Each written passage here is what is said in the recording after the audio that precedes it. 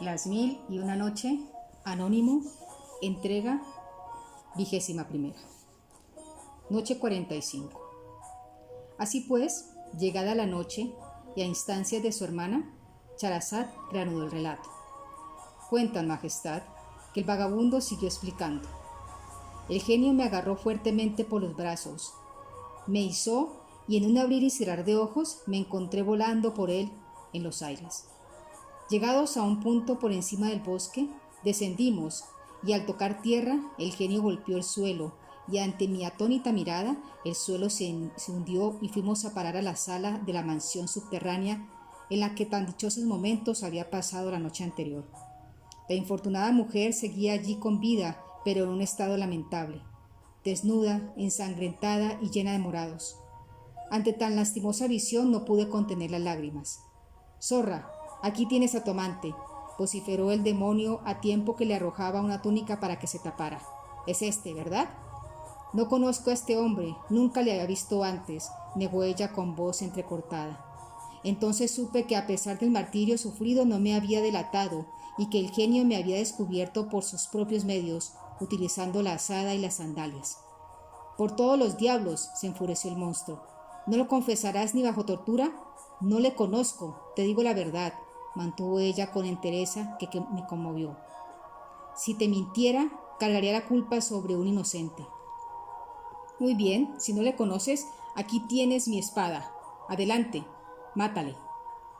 Sentí un escalofrío aterrador. Empuñando la espada que le había dado el genio, la mujer se me acercó. Nuestras miradas se cruzaron y yo, en un intento desesperado, le hice guiños y señas con las cejas para mover su compasión. También con los ojos ella me hizo entender que yo era el culpable de aquel trance y yo le imploré de igual manera el perdón. Por más que no podíamos hablar, su mirada era bien elocuente y en las páginas de sus mejillas, escritas con las lágrimas, pude leer estas palabras. ¿Entiendes lo que mis ojos expresan? El amor que oculto ellos lo manifiestan. Dejo que mis lágrimas traduzcan sentimientos. Calla la lengua y los comunica la mirada. Me has hecho señas y te he entendido y con la vista te he respondido. Nuestros ojos dicen lo que queremos, nosotros callamos y el amor habla. Súbitamente ella dejó caer la espada al suelo, se echó hacia atrás y dijo: «Válgame Alá, ¿cómo voy a matar a alguien que no conozco? No voy a derramar la sangre de un inocente para que después pese sobre mí la mala conciencia». «No tienes valor para matarle porque le quieres», tronó la voz del genio. «Por eso has soportado el tormento. Está claro cuáles son tus sentimientos». Y volviéndose hacia mí me preguntó: «¿Y tú qué dices? ¿Admites que la conoces?» «No, no la conozco», negué rotundamente. «No he visto a esta mujer en toda mi vida». «Bien, si es verdad eso, coge la espada y mátala. Solo así te librarás tú de la muerte, pues será la prueba de que realmente no la conoces y no te importa lo que pueda pasarle». Con mano temblorosa recogí la espada del suelo y me acerqué a ella. La luz del alba sorprendió a Charazad y ella dejó de hablar. «¡Qué historia más extraordinaria e increíble!», exclamó su hermana Dinazar. «Pues si la próxima noche aún sigo con vida y su majestad el rey me lo permite, os contaré el resto, que es mucho más sorprendente todavía», replicó Charazad.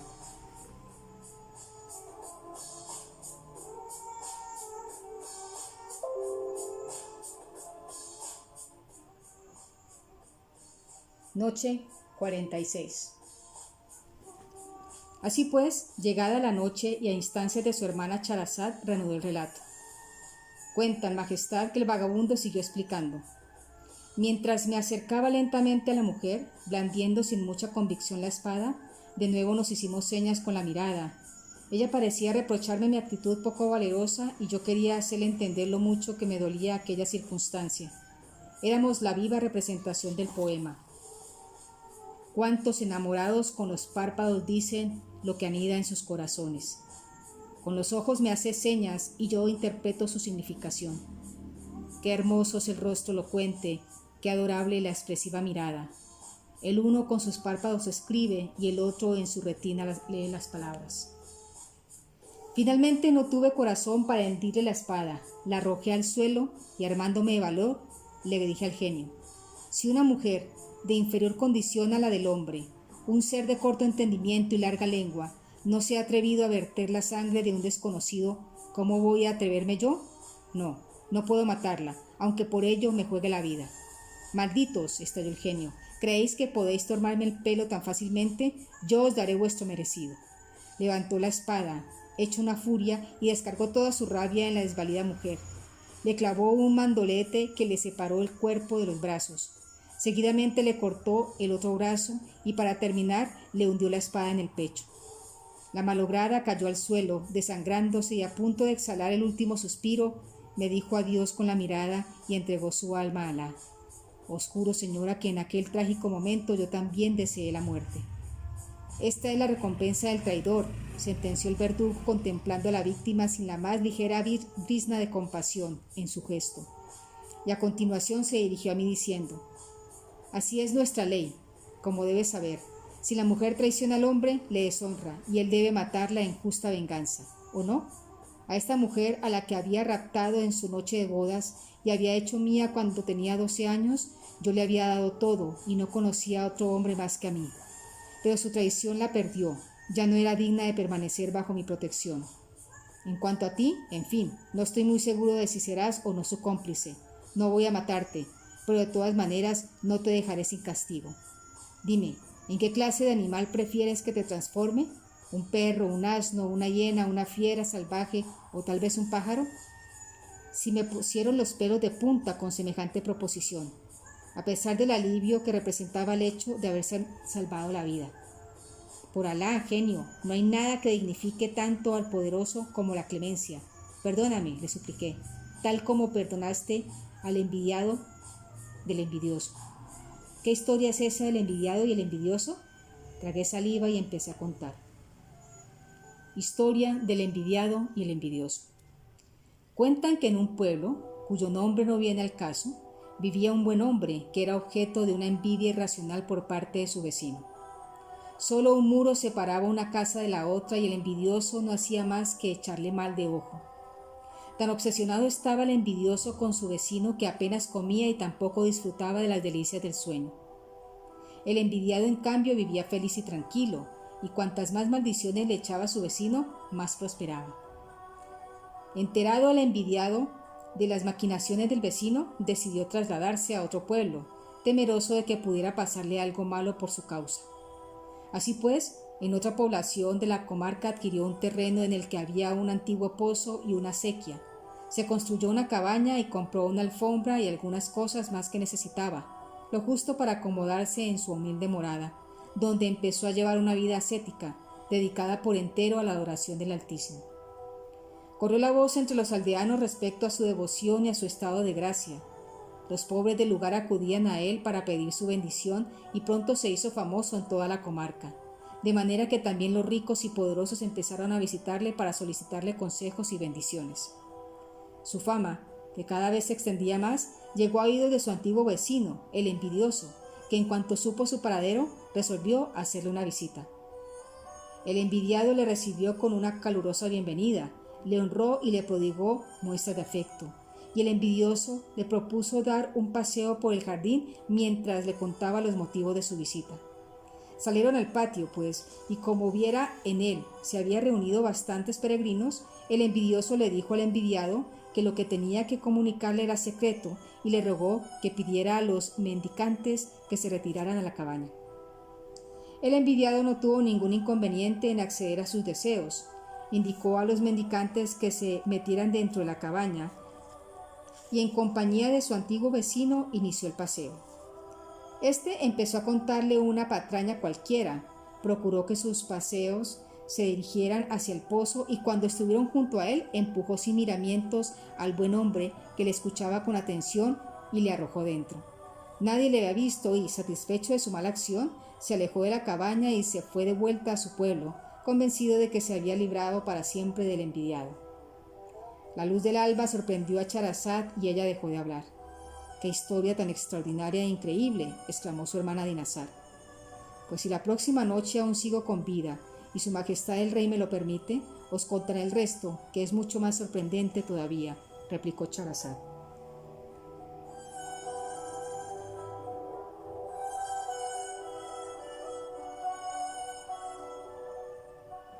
Noche 47.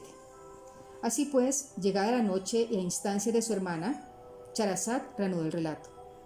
Cuentan, Majestad, que el segundo vagabundo siguió explicando.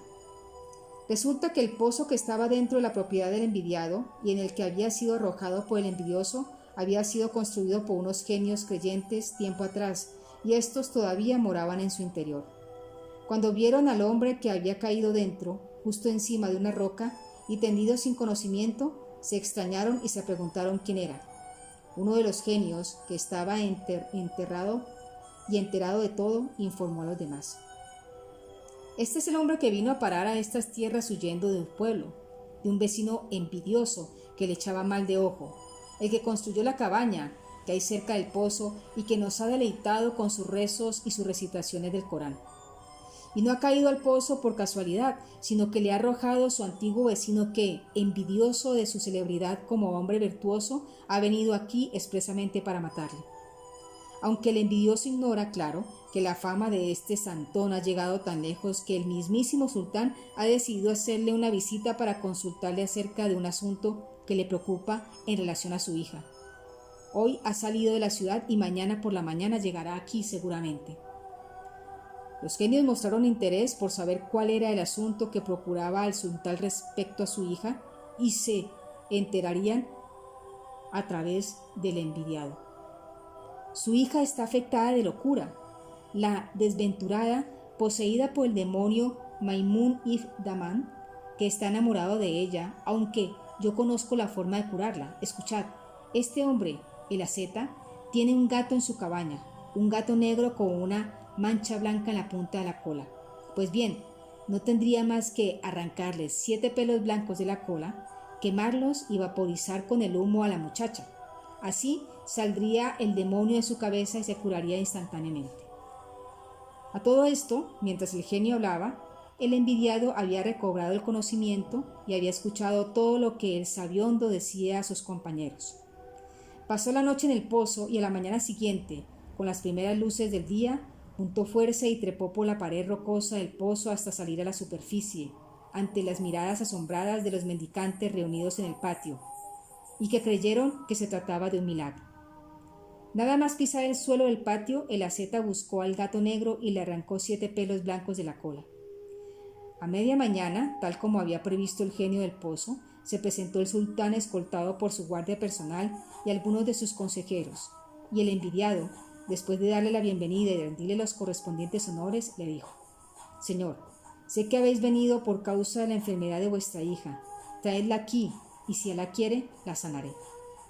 El sultán se quedó maravillado de sus palabras y ordenó que fueran a buscar a su hija al campamento que había montado a las afueras del pueblo. Trajeron a la muchacha vendada y atada debido a su estado de enajenación, y el envidiado la hizo sentar, la desató, puso un velo en sus manos y seguidamente quemó a su lado los pelos del gato y procuró que el humo se expandiera en su dirección. Al poco se oyó un alarido proveniente del interior de la cabaña donde estaba ella. De inmediato se cubrió la cara con el velo y empezó a hablar de manera coherente, demostrando que había recobrado la razón.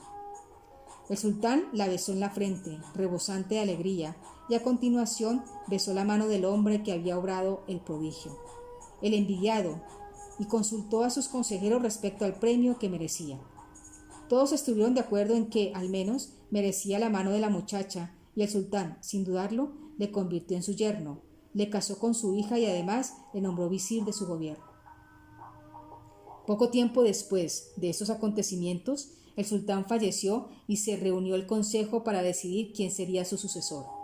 Hubo acuerdo unánime en que el más indicado para el cargo era el visir, y así fue como el envidiado llegó a ser sultán del país. La luz del alba sorprendió a Charazad y ella dejó de hablar. «¡Qué historia tan extraordinaria e increíble!», exclamó su hermana Dinazar. «Pues si la próxima noche aún sigo con vida y su majestad, el rey, me lo permite, os contaré el resto, que es mucho más sorprendente todavía», replicó Charazad.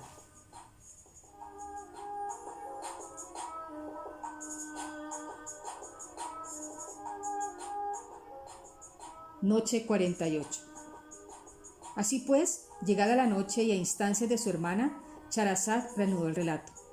Cuentan, majestad, que el segundo vagabundo siguió explicando al genio, Cierto día, el envidiado, una vez investido como nuevo sultán, cabalgaba por sus dominios acompañado del habitual séquito de emires, visires y consejeros, y aquí que su antiguo vecino, el envidioso, se cruzó en su camino.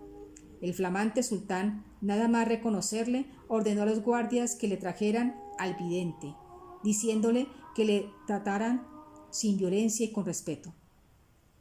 Y cuando le tuvo frente a frente, mandó al tesorero que le diera onzas de oro y 20 fardos llenos de mercancías. Pero no solo le regaló todo aquello, sino que dispuso que unos cuantos miembros de su guardia personal le acompañaran hasta su pueblo. ¡Qué gran lección! Lejos de castigarle por lo que había hecho, precisé para tratar de convencer al genio respecto a mi caso, el envidiado perdonó al envidioso y eso que había intentado matarle, y encima le obsequió generosamente. Y al término de la historia recité: perdona el delito, pues el prudente ofende de este modo al delincuente. Yo me declaro culpable de haber pecado y tú de gracia eres dispensador. El que pide perdón a su superior merece por ello ser perdonado. Mas el genio, a pesar de mis esfuerzos, no parecía muy dispuesto a dejarme ir tan campante. Me miró enfurruñado y manifestó: ya te he dicho que no te mataré, pero tu verborrea no te librará del hechizo. Sin añadir nada más, me agarró y me llevó volando hasta que me depositó en la cima de un monte. Allí cogió un puñado de tierra y me lo arrojó al cuerpo mientras profería: desecho humano, conviértete en un mono patizando.